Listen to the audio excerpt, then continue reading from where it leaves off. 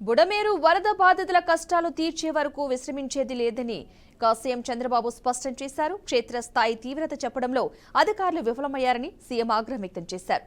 పాలు, ఆహారం, త్రాగునీరు, కొవ్వొత్తులు, టార్చులు వెంటనే అన్ని ప్రాంతాల నుంచి తెప్పించాలని సూచించారు. 1,00,000 మందికి సరిపోయే ఆహారం సరఫరా చేయాలని, ఇతర ప్రాంతాల నుంచి అదనపు బోట్లు, ట్రాక్టర్లు తక్షణం తెప్పించాలని ఆదేశించారు. సహాయక చర్యలు వేగవంతం కావాలన్న సీఎం తక్షణం అందుబాటులో ఉన్న ఫ్యాక్ట్ ఫుడ్ బాధితులకు అందించాలన్నారు. వృద్ధులు, చిన్నారులను వరద ప్రాంతాల నుంచి వెంటనే తరలించాలని సూచించారు. ప్రతి ఒక్క బాధితుడికి సాయం అందిద్దామని చంద్రబాబు పిలుపునిచ్చారు. విపరీతంగా విజయవాడ, గుంటూరు 2 సిటీస్ కూడా మెరుగయ్యే పరిస్థితికి వచ్చాయి. నేషనల్ హైవేస్, విజయవాడ గుంటూరు పోయే నేషనల్ హైవే కాజా దగ్గర, అదే మరి విజయవాడ టు హైదరాబాద్ పోయే నేషనల్ హైవే జగ్గయ్యపేట ఈ ఏరియాలో కూడా మొత్తం మెరుగయ్యే పరిస్థితి వచ్చింది. సబ్మెర్జెన్స్ వచ్చే పరిస్థితి వచ్చింది. ఇది ఒక్కొక్కసారి బాధాకరమైన విషయం. మేము మొదటి నుంచి కూడా ఇప్పటికీ 5వ సారి 4 సార్లు టెలికాన్ఫరెన్స్ తీసుకున్నాను. నిన్న మార్నింగ్ నుంచి తీసుకొని ఎప్పటికప్పుడు డైరెక్షన్స్ ఇచ్చాం. చీఫ్ సెక్రటరీ, అదే మరి రెవెన్యూ సెక్రటరీ, అదే మరి కమిషనర్, రిలీఫ్ మినిస్టర్, మన యొక్క డిజాస్టర్ మేనేజ్మెంట్ యొక్క మినిస్టర్ లలిత గారు, వీళ్ళందరూ కంట్రోల్ రూమ్లో ఉండి ఇక్కడి నుంచి మానిటర్ చేశారు. ఈ మానిటర్ చేసిన దానివల్ల చాలా వరకు డెత్లు కంట్రోల్ చేయగలిగాం. కానీ దురదృష్టం ఒకేది ఇక్కడ ల్యాండ్ స్లైడ్ జరిగి దగ్గర 5 మంది చనిపోవడం, ఒక దగ్గర 3, ఒక స్కూటరు, ఒక టీచరు, 2 పిల్లలు దాంట్లో కొట్టుకొని వాగులో కొట్టుకొని పోవడం, ఇంకొక దగ్గర మంగళగిరిలో 80 years ఉమెన్ ఇదే మరి ల్యాండ్ స్లైడ్ బోల్డర్స్ పడి ఆవిడ చనిపోవడం, ఈ 3 జరిగాయి. మొత్తం కలిసి 9 మంది. ఒక మిస్సింగ్ కేసు కూడా ఉంది, ఇంకా ట్రేస్ కాలేదు. ఇవి ప్రాణ నష్టాన్ని కొంతవరకు తగ్గించాం. ఈ 9 మంది కూడా చనిపోకుండా ఉంటే ఇంకా చాలా బాగుండేది. దురదృష్టం ఇది జరిగింది. అయితే ఈరోజు రిజర్వాయర్స్ అన్నీ ఫుల్ అయినాయి. అన్ని రిజర్వాయర్స్ ఫుల్ అయినప్పుడు వచ్చే వాటర్ వచ్చినట్టే ఎవాక్యువేషన్ చేయాల్సిన అవసరం ఉంది. కొన్ని దిక్కుల వీక్ బండ్స్ ఉన్నాయి, కొన్ని చిన్న సమస్యలు ఉన్నాయి.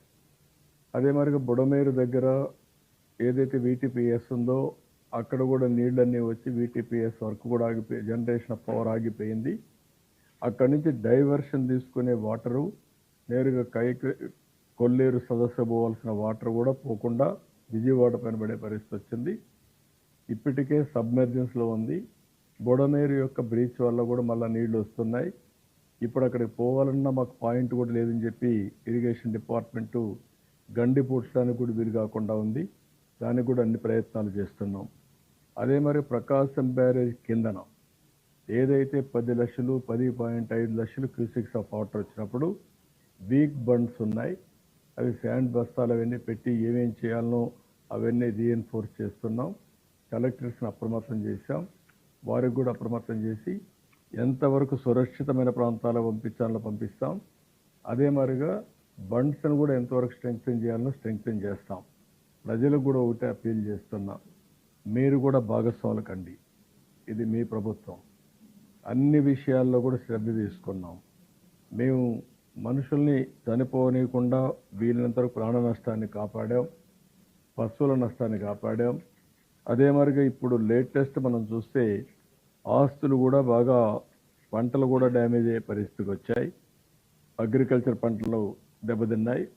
హార్టికల్చర్ అయితే 7,360 హెక్టార్లు దెబ్బతినింది.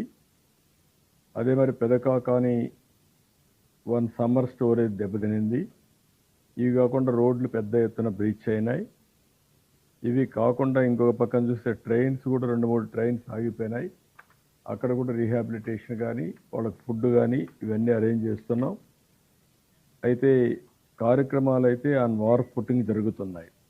107 క్యాంపులు కూడా పెట్టారు. ఒక 17,000 మంది క్యాంపుల్లోకి తీసుకొచ్చారు.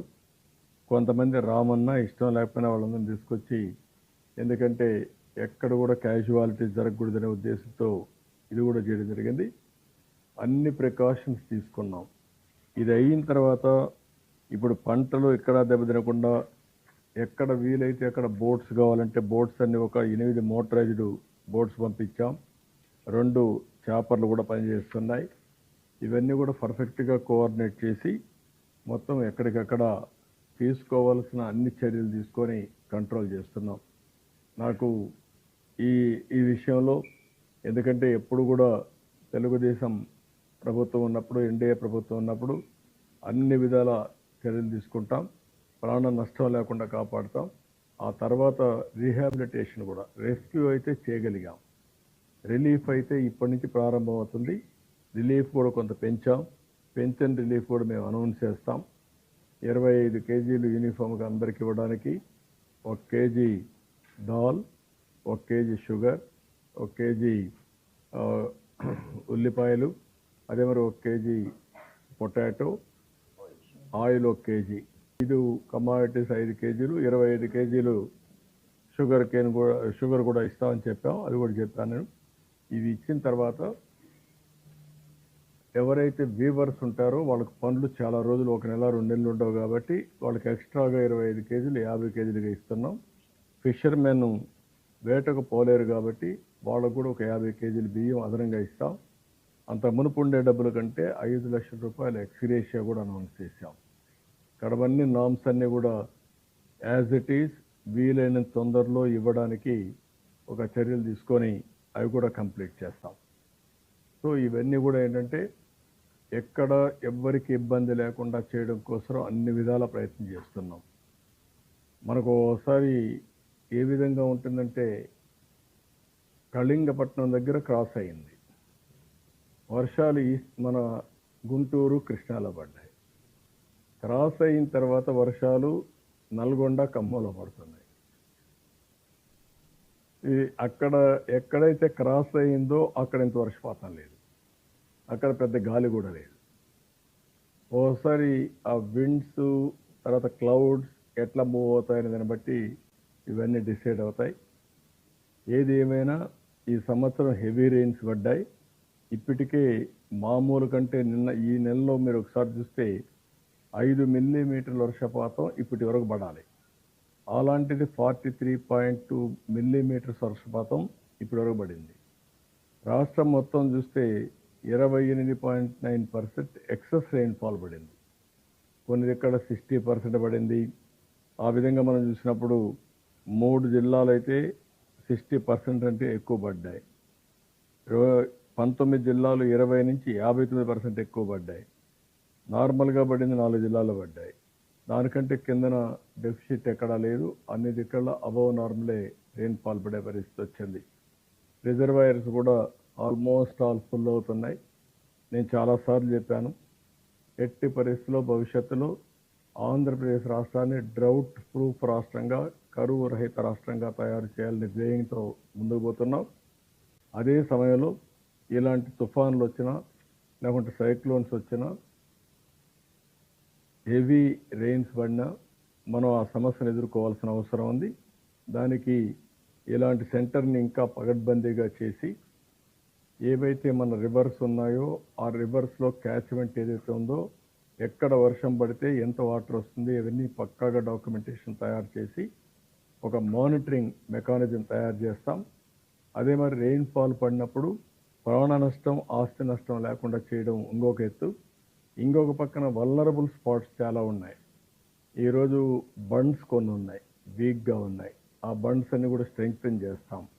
ఇంకా కొన్ని వల్నరబుల్ స్పాట్స్ ఎక్కడున్నా అవన్నీ కూడా స్ట్రెంగ్తెన్ చేస్తాం. వాగులకు కానీ, వంకలకు కానీ, ఊర్ల మీద వచ్చే నీళ్లు కానీ, టౌన్స్ మీద వచ్చే నీళ్లు కానీ అవన్నీ క్లియర్ చేసి ఎక్కడికక్కడ ఇబ్బంది లేకుండా చేసే కార్యక్రమానికి శ్రీకారం చుడతాం. ఈరోజు తక్షణ కార్యక్రమం మా ముందుండేది 10 లక్షలు కానీ 10 లక్షలకు పైన కానీ వరద నీరు వస్తే కృష్ణాలో ఎట్లా హ్యాండిల్ చేయాలని చేయడం అది తక్షణ కార్యక్రమం. మళ్ళీ నష్టపోయిన ప్రతి ఒక్కరికి న్యాయం చేసే దిశగా ముందుకు పోతాం. మళ్ళీ రైతులను ఆదుకోవడానికి ఏమేం చేయాలో చేసి మళ్ళీ వ్యవసాయాన్ని కాపాడుతూ ఆ పంటని ఏ విధంగా కాపాడాలనో కాపాడి ఇన్పుట్ సబ్సిడీ ఇవ్వడమే కాదు, ఆ పంటను రివైవ్ చేయడానికి ఏమేం చేయాలో అవన్నీ చేస్తాం.